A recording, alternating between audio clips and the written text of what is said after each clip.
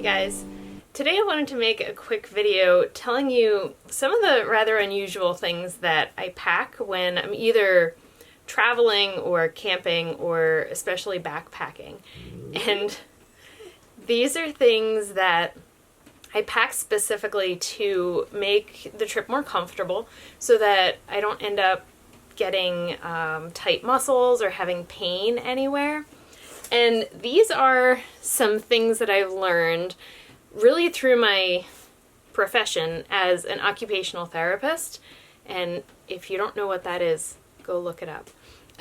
So my day job, I'm an occupational therapist, and I have a secondary license as a massage therapist. So a lot of these things are tricks that I've learned from what I do for a living. So I'm going to start out with one that I actually use every day, not just when I'm traveling. Compression socks. These are knee-high compression socks, and the brand that I've been wearing for several years now is Mojo. I wear that brand because it's a pretty affordable price for compression. When you go into like medical compression, the price of course goes up.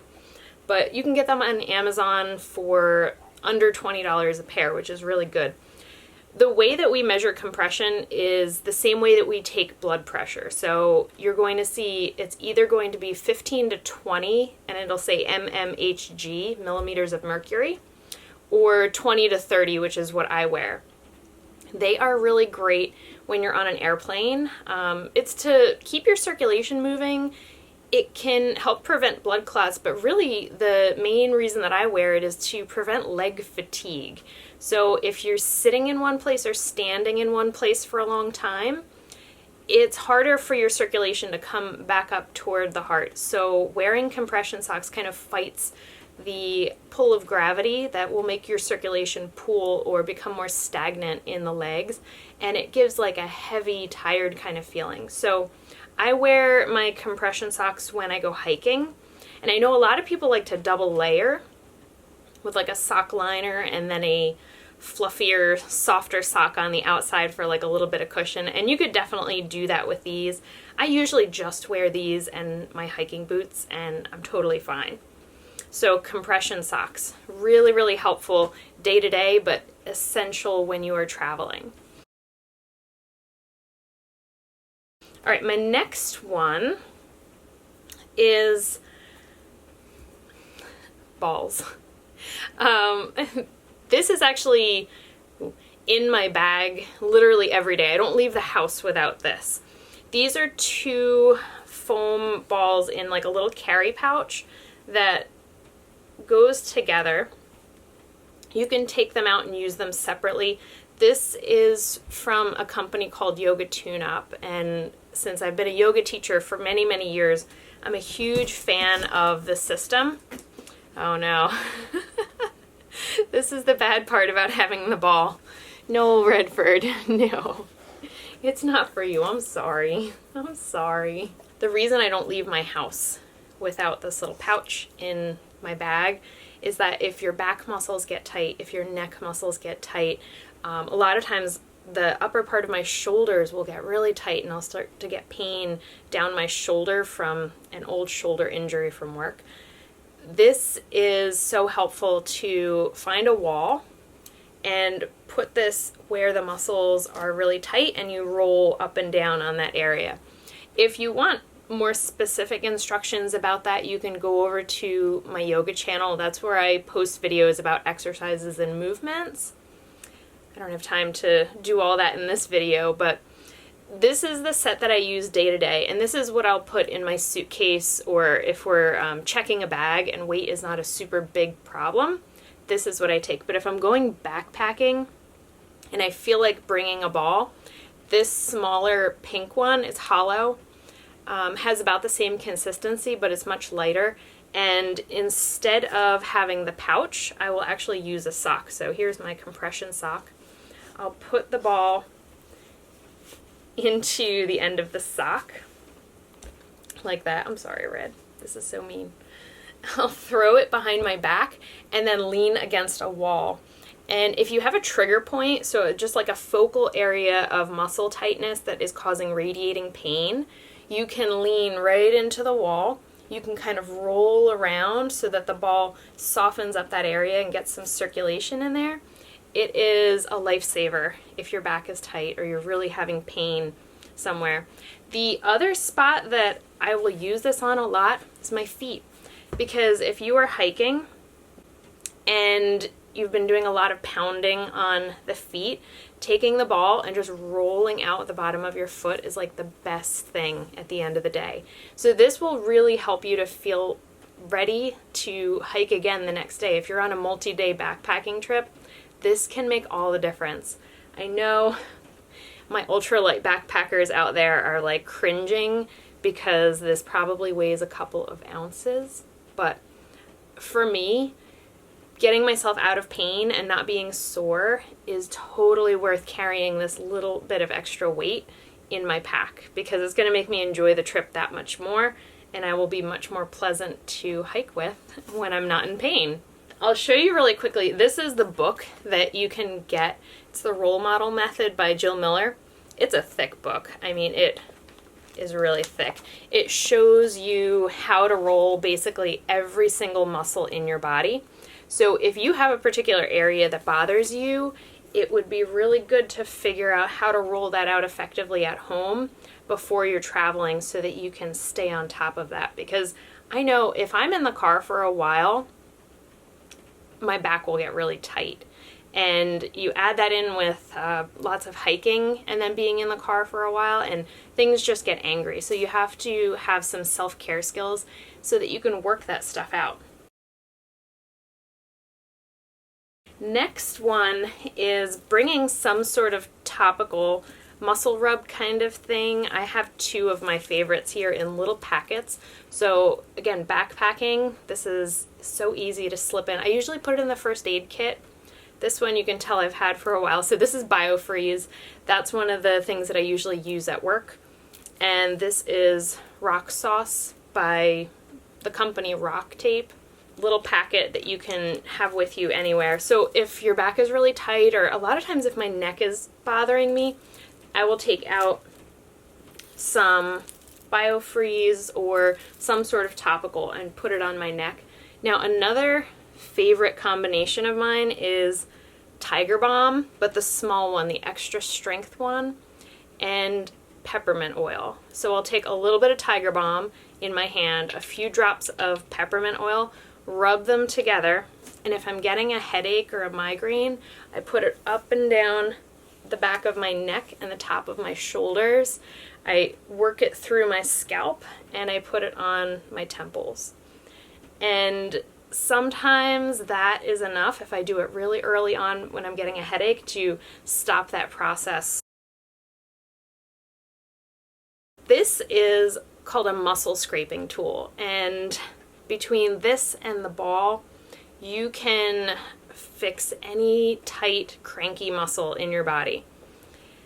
This tool has a bunch of different edges on them that have different shapes. So wider edges, this one is really small and precise, this one's a little bit wider. And what you do with this is you actually, let's say my forearm was bothering me. Let's say I had tennis elbow again, because this is something I did when I had tennis elbow. I would take some maybe coconut oil or some sort of lotion to put it on my skin, and just to bring down the friction a little bit, because you need to be able to glide. And then I'm going to pick an edge on the tool. The wider edge, less aggressive. The smaller edge, more aggressive. So you just scrape over the muscle. You can go in different directions. So you can go with the grain of the muscle like I'm doing right now. You can cross fiber against the grain of the muscle, or anything in between. But you do that for a little while, and you might even want to go through range of motion of whatever muscle you're doing, just back and forth, contract and relax that muscle as you're sliding over it, and then see how it feels. This is one of the things that I really love. It's so effective at breaking up muscle tension and just giving you relief from pain almost immediately. I mean, right after you scrape for like 20 or 30 seconds, it feels better. So when I'm at work, I have a set of metal tools that I use, but good luck getting that through TSA if you're flying. So this is plastic. You can get the exact, thank you, Redford. You can get the exact same one in metal, but if you just look up muscle scraping tools, you can get a really, really small plastic piece that you can scrape any muscle in your body. It might weigh an ounce, probably not even. So lightweight backpackers can be happy about that, but you could scrape the muscles in your neck, around your shoulders. I've done the inside of my knee a lot of times because when you're doing a lot of downhill hiking, sometimes the knee gets cranky. Something to consider if you're thinking about the muscle scraping is if you take a blood thinner, this is not a good technique for you to use. It will cause you to bruise. But even if you don't take a blood thinner, if you're somebody who bruises easily, this is probably not a great option for you. But the first time you do it, you're going to want to go kind of easy, pick a small area, just do it for like 20 or 30 seconds, not a ton of pressure. Because what will usually happen is right away, you will start to feel the sensation of pain or tightness decrease. But the following day, if you poked at that area, it would feel like it was slightly bruised. It will probably look okay. Sometimes you'll get little red speckling on the area if it was really tight and angry. But most of the time it will look fine and it will just be slightly sore to the touch. So that's why you don't want to go crazy with it. If you do your whole body for a really long time, you will be sore. So it's focused areas for short periods of time, especially until you get used to the technique and you know how your body responds to it. But it's worth practicing because it is very efficient and useful. I'm going to show you how the muscle scraping works on Patrick's shoulder. So I just have a little bit of coconut oil, which a lot of times I'll have with me when we're camping anyway because it's good for cooking. So a little bit of coconut oil just to cut down the friction on the skin. And then I take the scraping tool with the beveled edge and I'm just going to go right with the grain of the muscle all the way around. And sometimes you'll get spots that will start to turn red and that's where it's really tight, or you'll feel like it gets kind of gritty on a certain area, and that's usually where it needs a little bit more attention.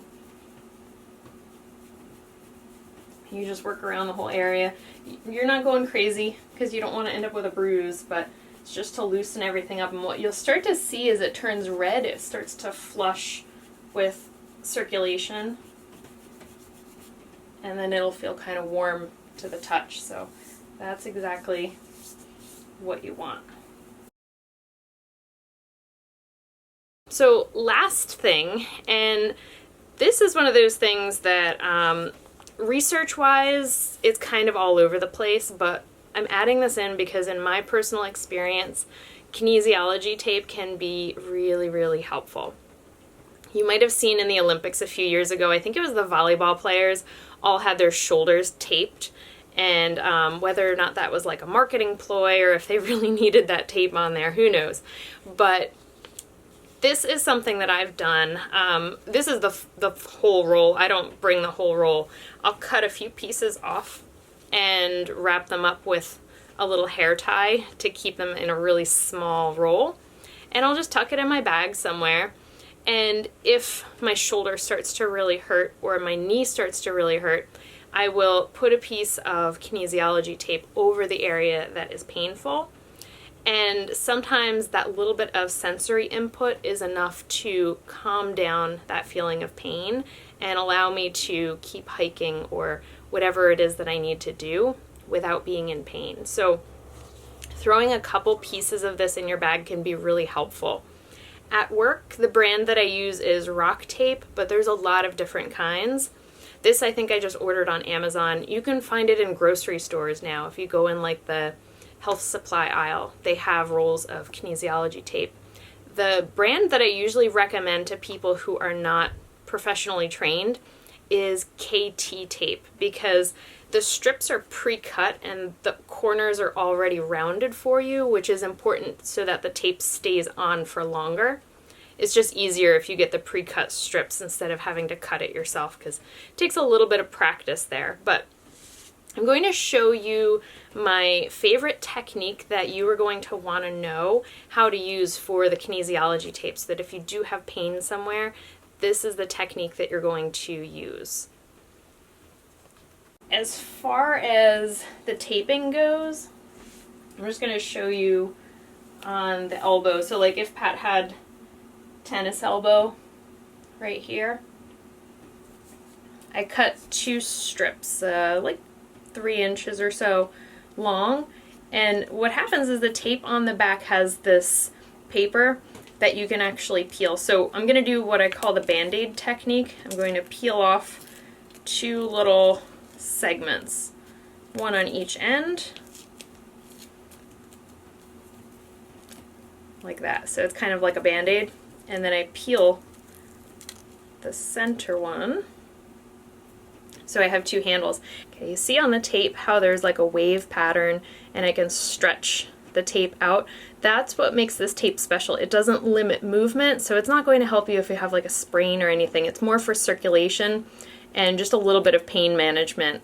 When I put it on, I stretch it about 50% of its max, so I'm not going to go a full stretch like that. I kind of go just a little bit of tension, and then I pick the area where the pain is at. So say if there was pain right here at the outside of the elbow, I'm going to put that first strip right over top of it,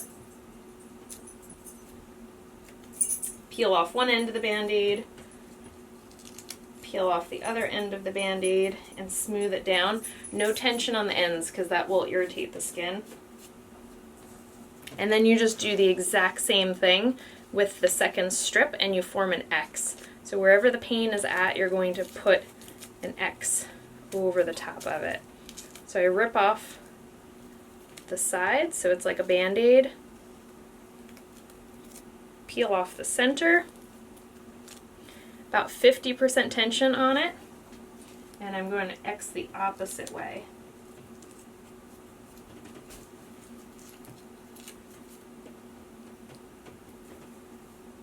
Tack down the ends like that. So then once you have the kinesiology tape on there, you just rub over the top of it to create some friction, and that just helps the adhesive to stick really well to your skin. Like that. But since the tape is really flexible, it's not going to limit your movement at all. It just helps to manage pain and get some more circulation into that area.